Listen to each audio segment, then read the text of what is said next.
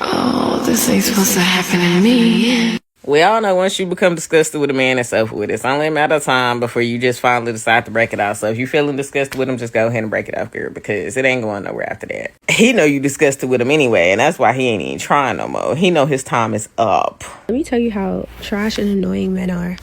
If I tell you I'm sick and you don't immediately say, oh, do you need anything? Can I get you anything?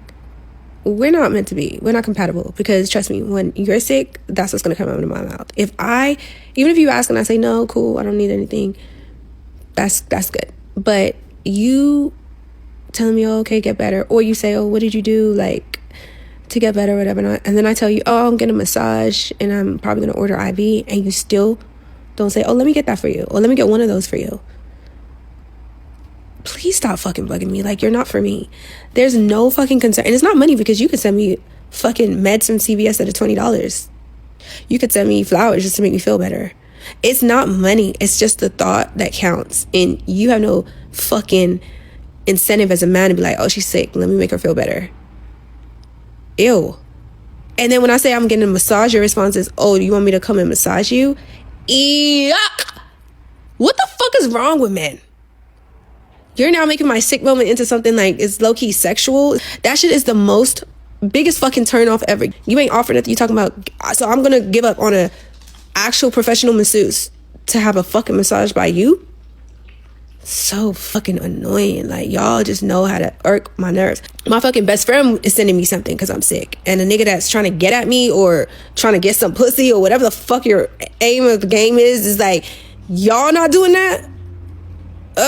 Please delete my number. Like, delete. We talk a lot about how getting the ick is when you know you're like done with somebody, but we don't talk enough about when you feel nothing. When you feel nothing towards that person, not even the ick, like you literally have no emotions, they are like dead to you. That's when you know you've mastered the art of letting go. It's like when that person could walk in front of your face, stand right in front of your face, and you feel nothing. They could blow your phone up. I'm talking no caller ID, text free apps, whatever, and you're just like, okay. You could go on social media, see 25 posts of them, and you're just gonna keep scrolling because there's nothing there. That is when you know you have mastered letting go. That's why going no contact is so important for me, because it's not about the other person. It's not about trying to prove a point. It's not about removing my energy from your life. It's I'm removing you from my life. Like, I literally don't care. I just feel like the ick is not enough for me. Like, I want to get to the point where like nothing that you do, say, the sight of you, the thought of you affects my life. I want you gone. It's about taking the lesson that we get from that person, understanding it, evaluating it, and then moving on as if they were never there before. Maybe that's a bad coping mechanism, but I don't want the ick, bitch. I want you to feel like you dead.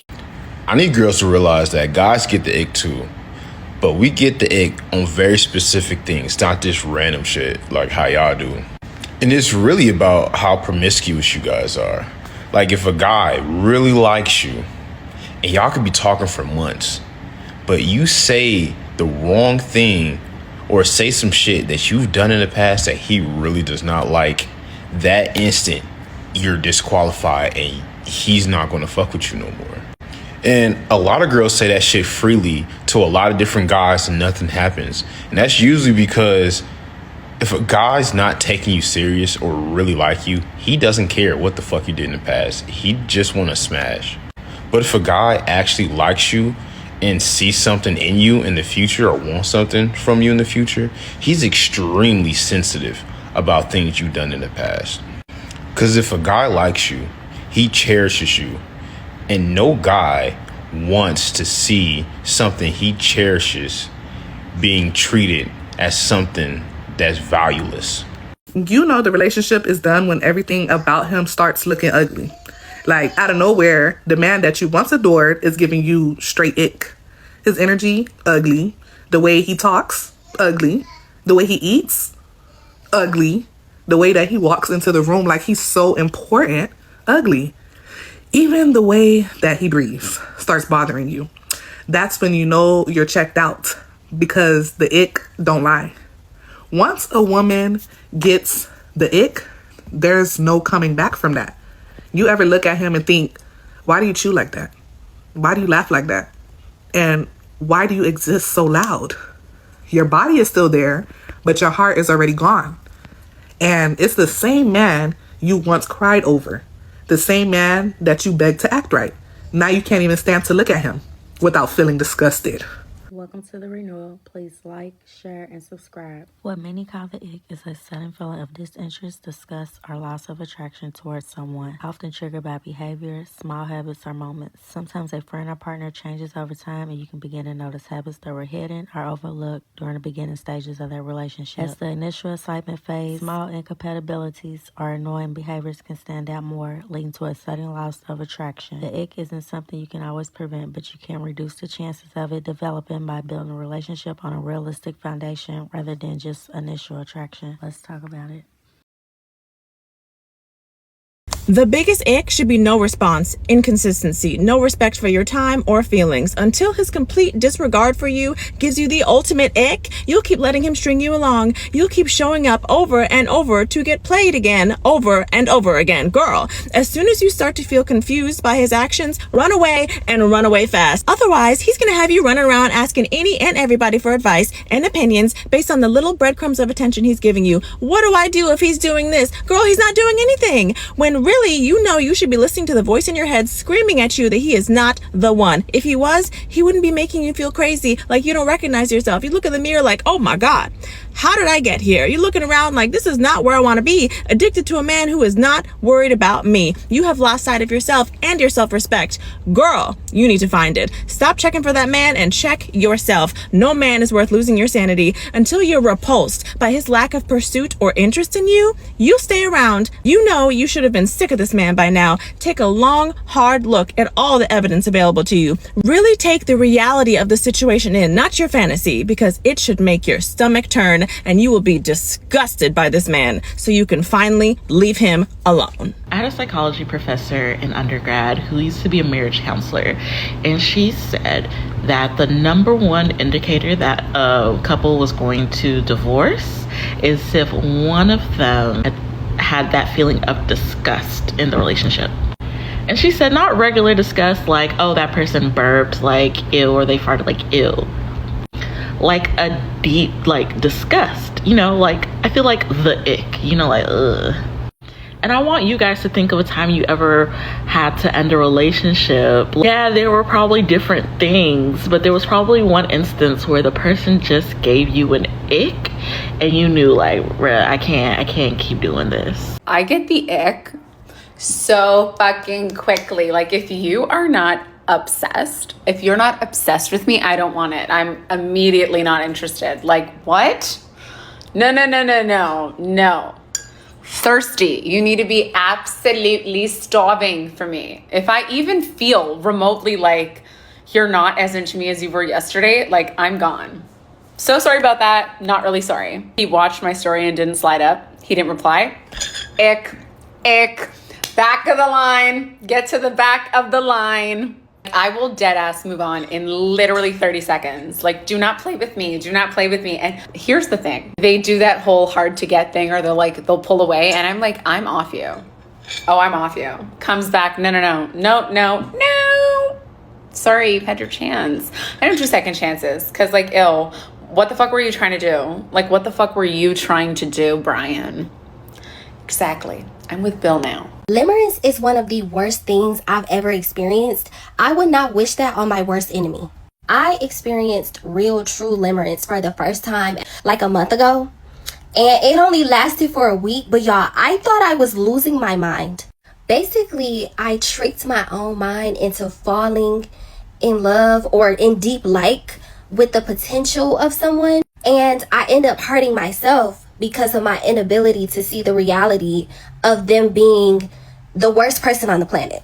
And it was really throwing me off, y'all, because I'm not that girl. I don't fall in love in 3 days. Maybe 6 to 8 months in, I'm still giving you the side eye. Like, I don't know you. Like, no. So to have had this obsession damn near with this person, well, really the idea of the person, to finally get this person in my grasp, right? And to find out that he is the literal exact opposite of who I wanted him to be, my chest was on fire. I was grieving, y'all. I'm still grieving, honestly. It hurt me so bad because I was just like, what do you mean you're not this person that I thought that you was gonna be? Why can't you be right? What do you mean? This is hurting me. I am confused. I am distraught. I am bewildered right now. Luckily for me though, y'all, it wore off because he was such a freaking douchebag. Like, the real life version of him kept conflicting with the version of him that I had in my head, or the version of him that I wanted him to be. So after a while, I was like, okay, nigga, like I let you get off a little bit, you know what I'm saying? But no, when you start to treat me like I'm not who I am, you gotta go. you gotta go.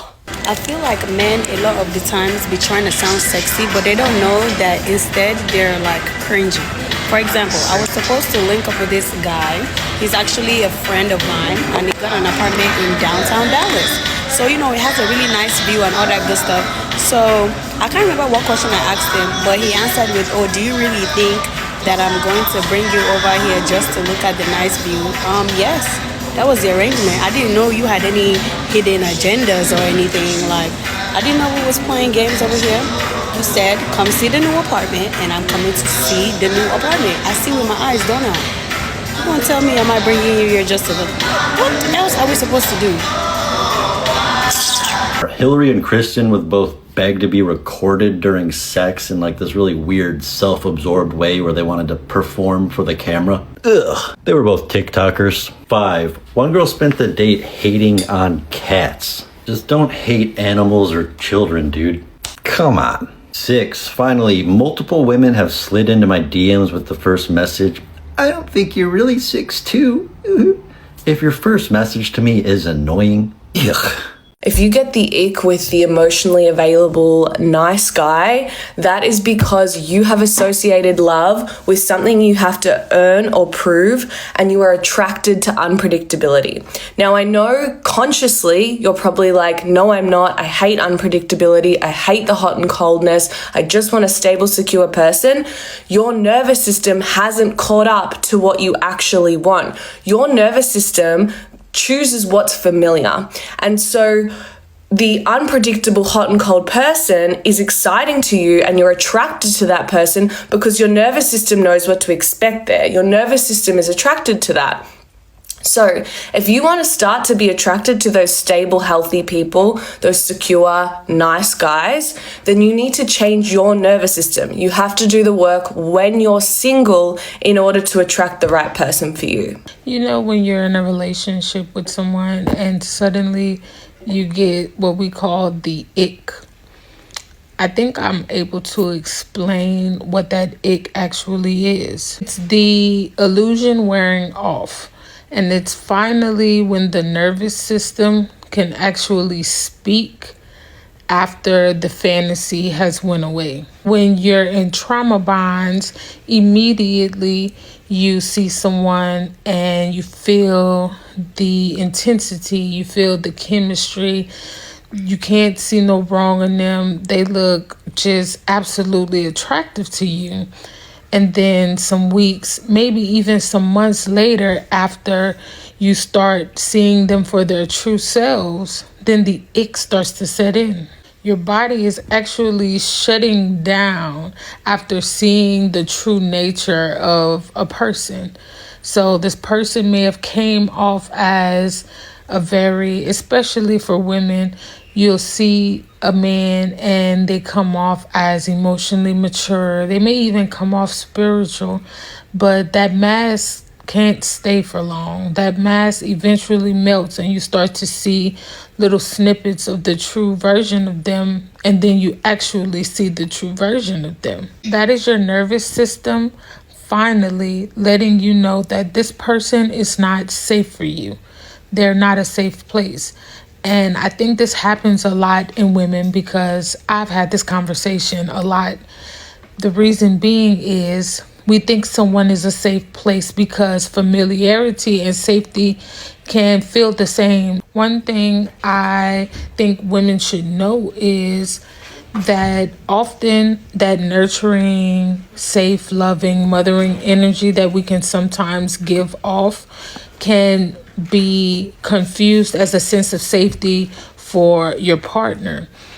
If they don't know how to access emotional safety within themselves, then they will attach themselves to that illusion of safety that you are giving them. Nurturing people tend to become the emotional home for people who do not know how to access their own emotional safety themselves. So then you end up overgiving yourself emotionally, feeling drained, and then eventually your nervous system is like, okay, enough. Let's rip the mask off. Let me show you.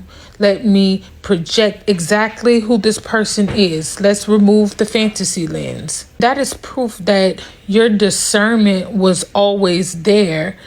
It's just that your wounds and your trauma was louder than your intuition in that moment. You may be someone who is always giving the benefit of the doubt or trying to see the good in people, but that ends up not being true. You end up harming yourself in the long run. Men sensing that motherly nature inside of you, that nurturing nature, it's because your energy allows them to feel seen. It allows them to feel emotionally safe.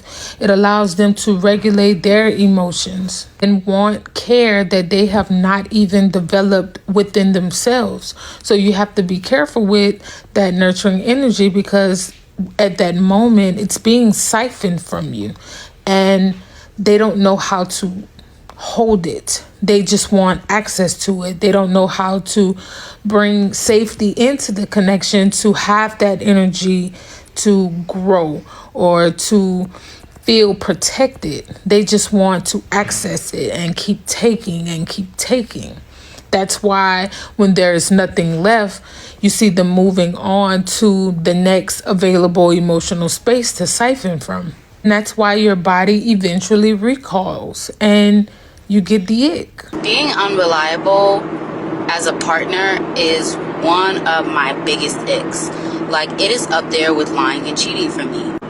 So for instance, if you say, hey, I want to take you to the movies, I want to take you out on a date, and I make time out of my schedule to do that with you, to attend the date because we're interested in each other, then the least you could do is stick to your word on what you say that you're going to do or what you say that you want to do. I understand things come up and work is a priority and you have other priorities going on in your life, but so do I. And if I made the time out of my schedule and I stick to the time and the date that we set or the time frame that we set and I show up, the least you could do is do the same. Especially in the beginning stages of dating, where taking rain checks and rescheduling and canceling is like kind of a big no-no, because I don't know you enough yet to know if this is really just a one-off instance or you're really just a flake. So off rip, I'm gonna think that you're just a flake, and you can say all day that like, oh, I don't flake, I'm not flaking, work just got really busy, something came up and this, that, and third, but I don't know that. I only know what you've shown me so far. And if in the initial stages you've shown me that you can't stick to your word, you've already deadened whatever interest that I may have had. And this is not the same for everyone. Not everyone, holds unreliability to that high of a standard, but for me, it is really important, and it is that serious, it is that deep, because if you can't be a person of your word in the beginning stages where we're in the most cupcake phase that it's ever going to be, what is it going to be like when it's 2 years down the road and, our relationship is built off of love too, but built off of friendship and commitments to each other, and we've entangled our lives together? Like, who the hell is dealing with somebody unreliable and you're thinking about, being with them long term? Message of the day, fellas. The easiest woman to be with if you dating to marry is a woman that's been around real men in her life.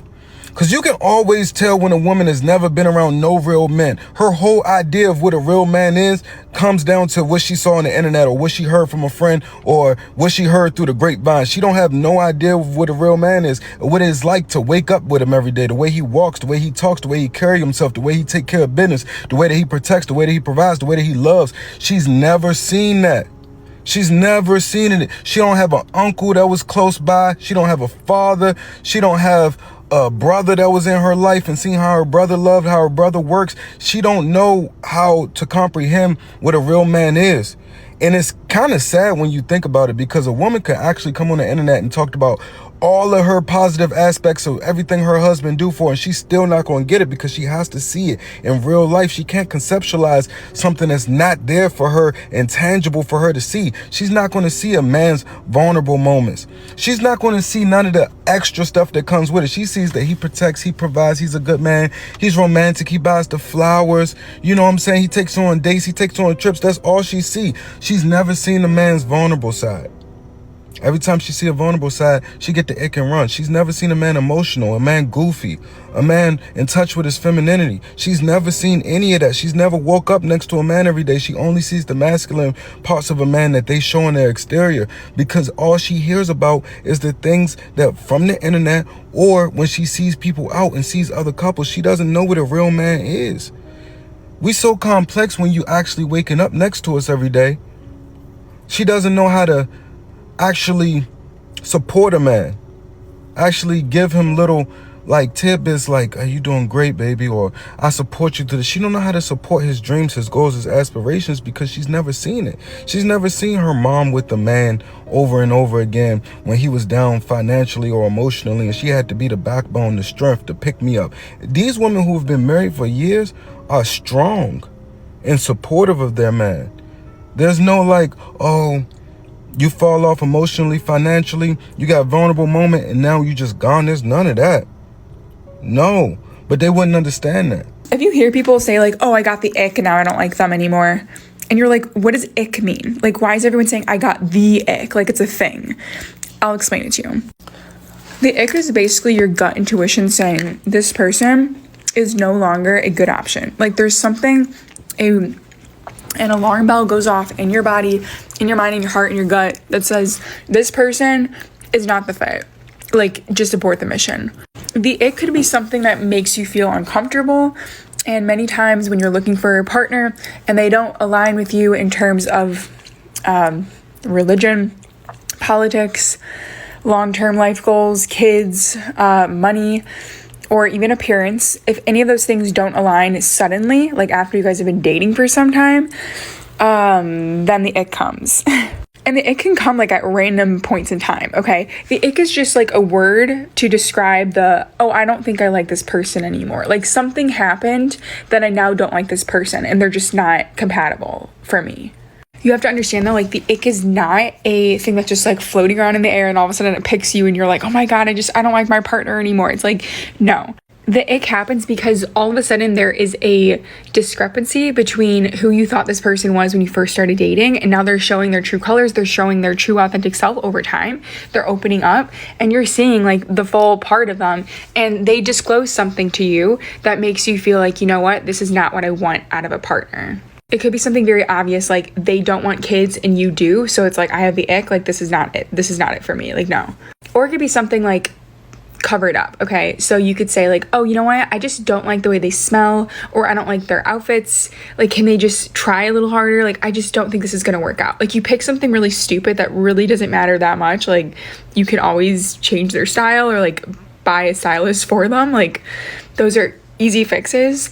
But when you decide that thing is the reason why you have the ick, you have to realize it's something deeper, okay? So it's not just the fact that they don't wear clothes that you like. It could be because they've done like multiple other things that have been like stacking up, and now all of a sudden you're like really getting frustrated, and this was kind of like the icing on top, like, okay, listen, I can't do this anymore. And you pick like the stupidest, randomest thing to get out of the relationship.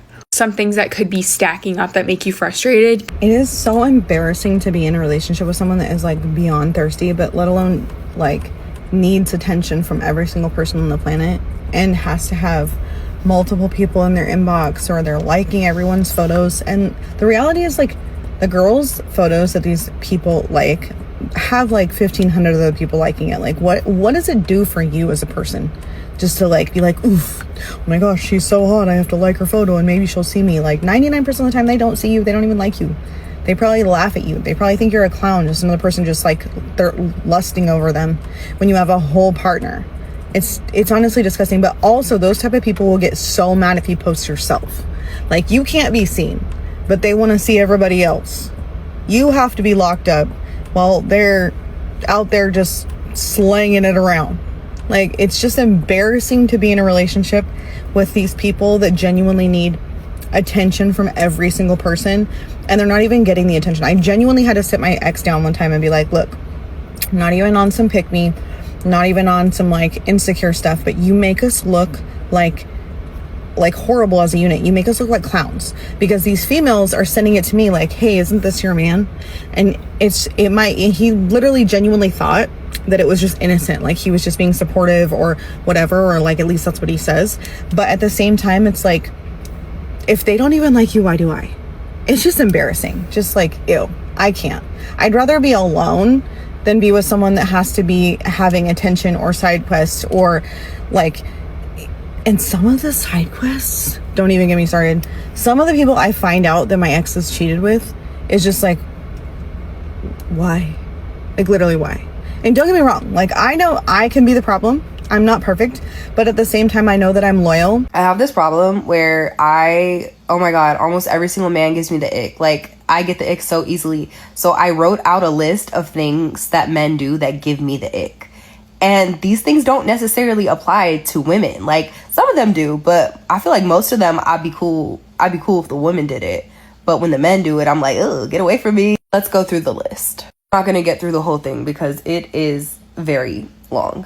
I don't like when they have haircuts I don't like. Who told you that was your look? It's not. Let's go back to the drawing board. I don't like when men are allergic to cats. Grow up. When men have limited genres of music that they enjoy, what do you mean you only listen to hip hop, or you only listen to rock, or you only listen to fucking house music? Grow up. Like, again, grow up. I don't like when men are not a munch. What do you mean you're not a munch? I don't like when I meet a man and then I find out that he makes music, because I know he's going to make me listen to the music and I know it's going to be bad. It's always bad.